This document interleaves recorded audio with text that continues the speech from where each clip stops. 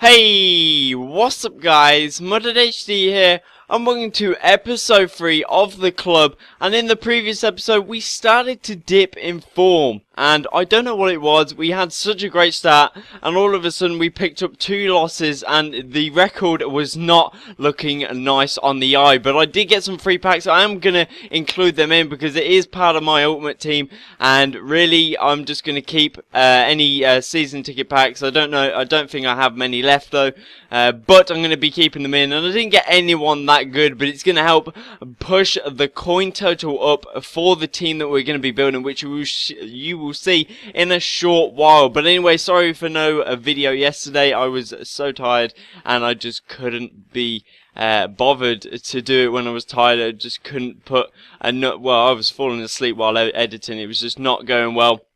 But we did get a transfer player, Daniel Castillo.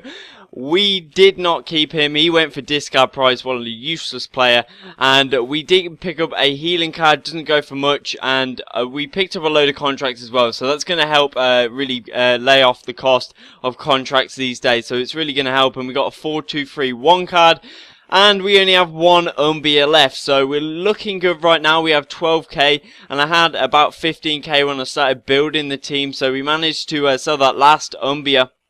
And I think it was a good method to use. It was just a bit tedious getting outbid sorting that areas, but it's a part of trading that you just got to take on the chin really. And there we go ahead and a quick sell at Daniel Castillo. So we're not going to be selling him. He's just too slow for a centre back. So anyway, I headed onto the market. I had no real clue. I was thinking of doing a hybrid, but I came across that sort of problem of not having enough coins. I had 14,796 coins, or 8, and I came up with this team here. So it's BPL. I know I did a review on the BPL, and I got to say some of the players in the BPL are just OP.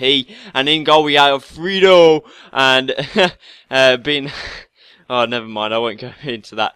But Vertonghen at right centre-back, Walker at right-back, Johnny Evans at left centre-back, and at left-back we got Kieran Richardson. Left mid we got Stephen Pienaar, a great player. At left CAM we got Cleverly. At CM we got Abu Diaby. And at right centre mid we have the Frenchman Johan Cabaye, and at right mid in fact we have Ben Arfa, and at striker we have Djibril Cissé. So this team came out to cost around 12-ish K. I did buy a Boyata because I was thinking of making sort of a Belgian left side, but it didn't really work. It didn't go to plan, so I had to go ahead and go with the BPL, but I will try and get that integrated. But I really wanted to get a Remy for that striker position instead of Cissé. But this team, I have to say, I had high hopes for it, and we came up against a silver team in the first game, so I had high hopes. Maybe the handicap might be going against us this time, so it was not looking good for us, even though we had a silver team. But anyway, this team, I've got to say, looking at it at first glance, it looks like, okay, you got a load of non-res, but I have to say, this team is beast, and the BPL has a bunch of overpowered players in it. I've got to say, it's just absolutely outstanding how OP some of these players can be. Okay, Cisse is probably not one of them because he does miss some odd chances there, how he chipped it over the keeper sort of and just missed it. Absolutely donkey for doing that. But my opponent, I have to say, he was very good in the sort of attacking sense. He got a crossbar there from a finesse shot.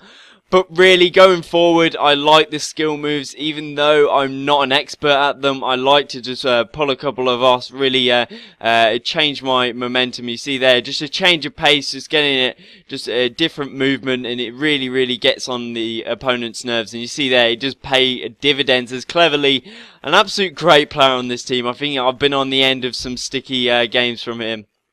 But one player individually, I know I love Stephen Pienaar from my BPL review.